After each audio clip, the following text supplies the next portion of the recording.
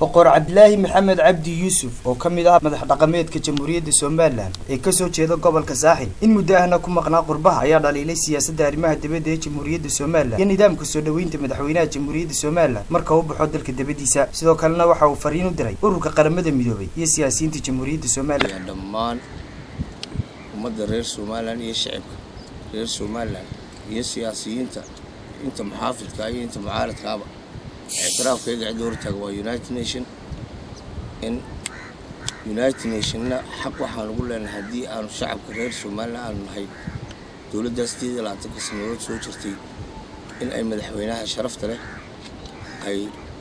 قسمين invitation special invitation وكنت جو نيويورك سيتي تاسو كجهاليو الرماه اللي حيالا أنا يودل كصوماليا وحنا هاي waxaan u sheegaynaa United Nation hadii aydan fulin karin arinta aydan special invitation u sameyn kareen special invitation aydan u sameyn kareen madaxweyne Musabixi Cabdi waxaan idin sheegaynaa wadankan iskaga baxa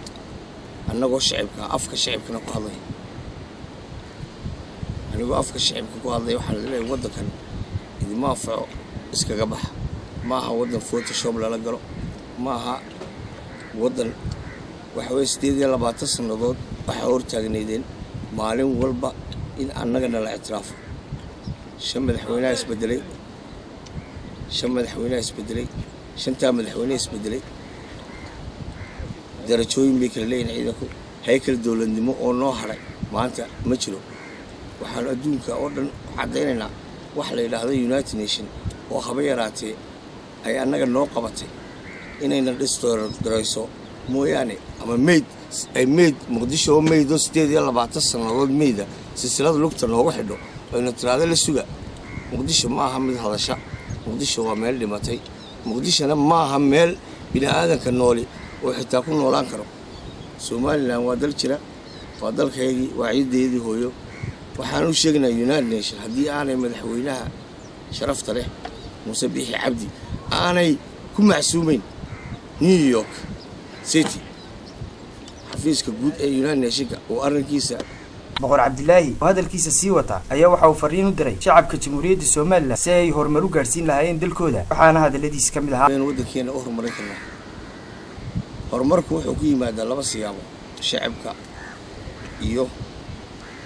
waxgaradka oo israaca ma aha ninka siyaasiga inuu noqdo qof danaysta ama isagu naftiisa uu ku fikiray waa inuu ku fikiraa jiilka soo kacaya ummadka soo kacaya mustaqbalka Soomaaliland mustaqbalka future-ka